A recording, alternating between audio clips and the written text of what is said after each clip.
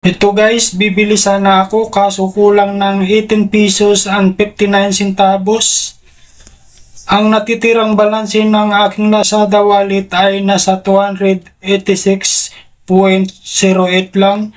Hindi pala pwede mag-top up dito ng GCash, Pimaya lang pwede.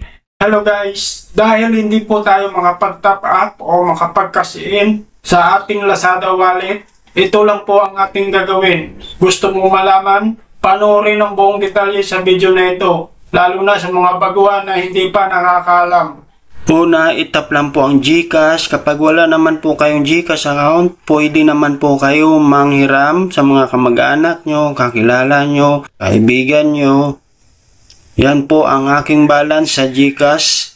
Itap lang po ang transfer. Yan na po, may makita po kayong local dyan. Kapag nasa Pilipinas po kayo, itap nyo lang po yan. May makita po kayong view all dyan sa baba, itap nyo lang po yan. Dito na po tayo.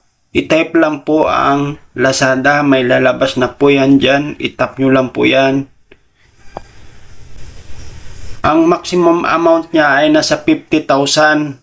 Susubukan po natin maglagay ng 50 pesos.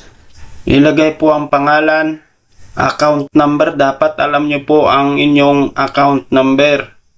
Pagkatapos, isend nyo po. Yan na po guys. May bayad po siya, 15 pesos.